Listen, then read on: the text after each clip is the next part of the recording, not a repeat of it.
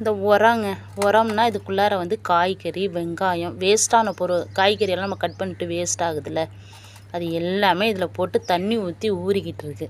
இந்த தண்ணியை தான் வந்து நான் செடி எல்லாத்துக்குமே சரி, சப்போட்டா செடி, தக்காளி செடி, கொய்யா செடி, மாங்கன்று, இது எல்லாத்துக்குமே இந்த தண்ணியை தாங்க நான் பெரும்பாலும் ஊற்றுவேன்.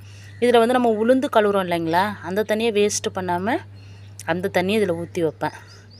வேஸ்ட்டு பண்ண மாட்டேன். அதையும் இதில் ஊற்றி வச்சு அந்த இதெல்லாம் நல்லா ஊறணுன்னா ஒரு 7 நாள் கழித்து இந்த தண்ணியை எல்லா செடிங்களுக்கும் ஊற்றுவேன். வீட்டில் உள்ள தென்னங்கன்று எல்லாத்துக்குமே இந்த தண்ணியை வந்து யூஸ் பண்ணிக்குவாங்க.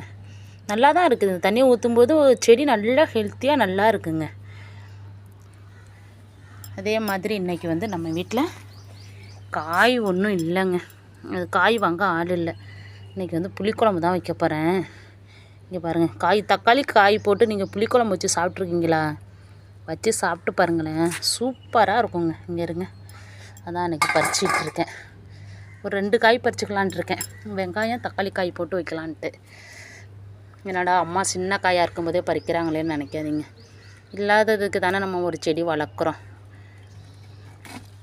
2 காய் பறிச்சுக்கிட்டேன் பாருங்க. அந்த 2 காயும் பறிச்சுக்கிட்டாங்க. மிளகாய் ஒரு 2-3 காய் பறிச்சுக்கிறேன் நான்.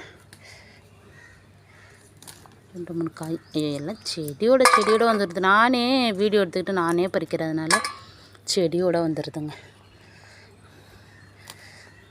பாருங்க நம்ம செடியை காய், ஆனால் நான் பறிச்சுக்கிட்டு தாங்க இருக்கேன். நல்லா தான் காய்ச்சிருக்கு. இதை எடுத்துருக்கேன்னா இதோட இங்கே பாருங்கள், இதுலேயும் வந்து சில செடியெல்லாம் நம்ம வீட்டில் மாங்கன்னோட இலை, சப்போட்டா இலை, கீரை, இந்த பொங்க இலை, வேப்பம் இலை இதெல்லாம் கொட்டுது இல்லைங்களா, அதெல்லாம் அப்படியே கொண்டாந்து இதில் போட்டு வச்சுருக்கேன். இதில் என் பையன் வந்து இந்த பிளாஸ்டிக் பேப்பரை போட்டிருக்கான் போல்.